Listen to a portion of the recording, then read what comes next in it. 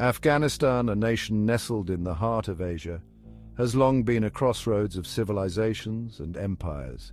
Its strategic location at the intersection of ancient trade routes has shaped its destiny. From the Persian Empire to Alexander the Great, Afghanistan has seen the rise and fall of numerous dynasties.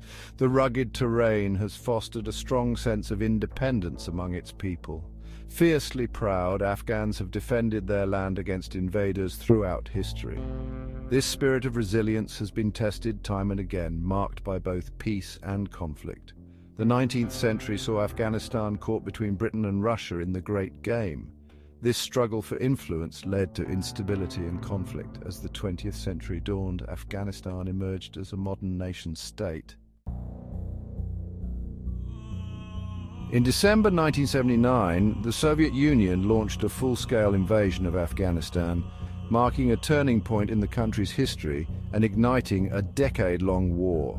The invasion was prompted by a number of factors, including the instability of the Afghan government, the rise of Islamic militancy, and the Soviet Union's desire to maintain its influence in the region. The Soviet invasion had a devastating impact on Afghanistan. The war led to the deaths of hundreds of thousands of Afghans, displaced millions more, and shattered the country's infrastructure.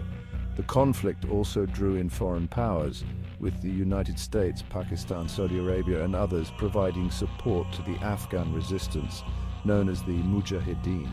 The Mujahideen, a diverse group of Afghan fighters united in their opposition to the Soviet occupation, waged a relentless guerrilla war against the Soviet army and the Soviet-backed Afghan government. Armed and funded by the West and its regional allies, the Mujahideen were able to inflict heavy losses on the Soviet forces, eventually forcing them to withdraw in 1989. The Soviet withdrawal, however, did not bring an end to the fighting in Afghanistan.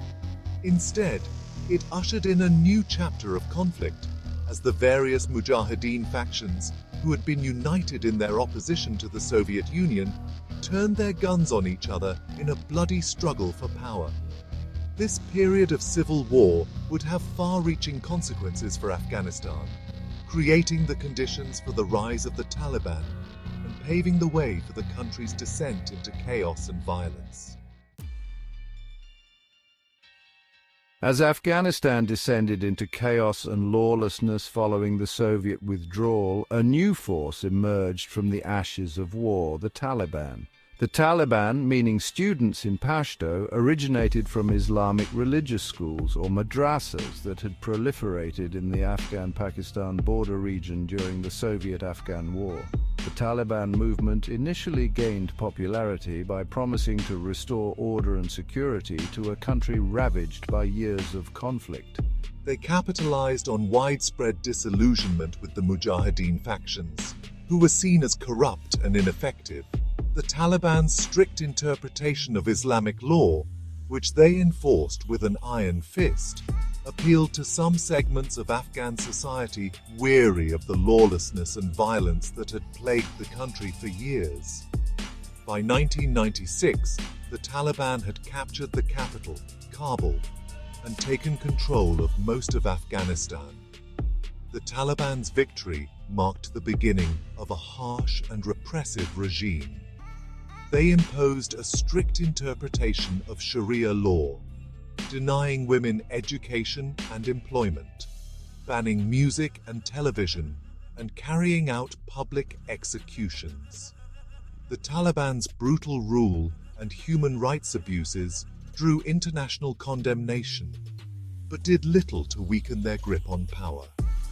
Under the Taliban, Afghanistan became a haven for terrorist groups, most notably al-Qaeda, led by Osama bin Laden. The Taliban's alliance with al-Qaeda would have catastrophic consequences for Afghanistan and the world, as the events of September 11, 2001 would soon demonstrate. The September 11 attacks in 2001 marked a turning point, leading to the United States launching Operation Enduring Freedom. The primary goal was to dismantle al-Qaeda and remove the Taliban from power. The U.S. military, alongside coalition forces, quickly toppled the Taliban regime. But the mission soon evolved into a prolonged effort to stabilize Afghanistan and rebuild its institutions. Despite initial successes, the challenges of nation-building, coupled with a resilient insurgency, made the mission increasingly complex and costly. The US intervention in Afghanistan would become America's longest war, with profound implications for both countries.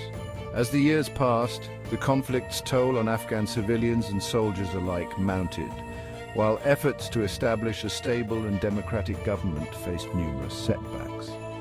The legacy of the US intervention continues to shape Afghanistan's future and remains a topic of intense debate and reflection. The legal landscape surrounding the conflict in Afghanistan is, well, undeniably complex. International laws, treaties, and conventions have all played a role, but their application has often been inconsistent. Yes, and navigating these laws requires a deep understanding of both international and local legal frameworks. Sanctions have long been used as a tool of international pressure. However, their effectiveness is often debated. Sanctions can cripple an economy, but they can also hurt the civilian population. Right, and in many cases, sanctions alone are not enough to bring about lasting change.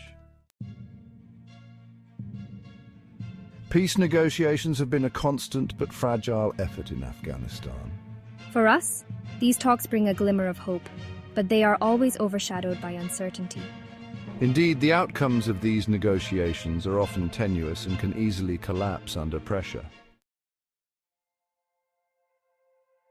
The quest for justice and accountability in Afghanistan continues. The International Court plays a crucial role, but the path to justice is long and fraught with challenges.